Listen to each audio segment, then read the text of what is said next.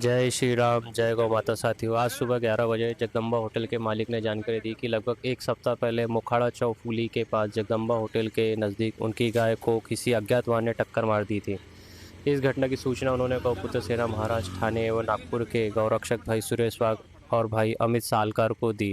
इसके बाद भाई राहुल और भाई सुरेश वाघ की सहयोग से तुरंत मौके पर पहुंचकर घायल गौ माता को उस भाई सुरेश वाघ की पिकअप गाड़ी से सुरक्षित रूप से जीवनदायी गौशाला शेड्या चिमटा पहुंचाया गया। वर्तमान में गौ माता की हालत स्थिर है।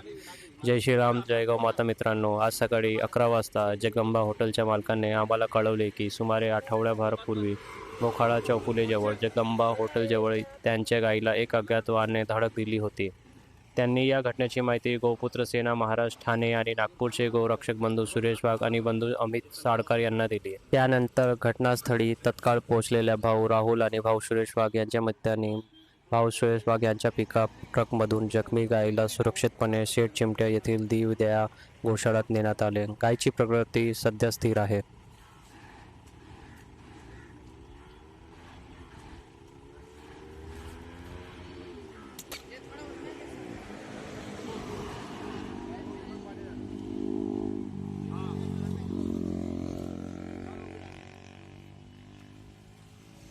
अरे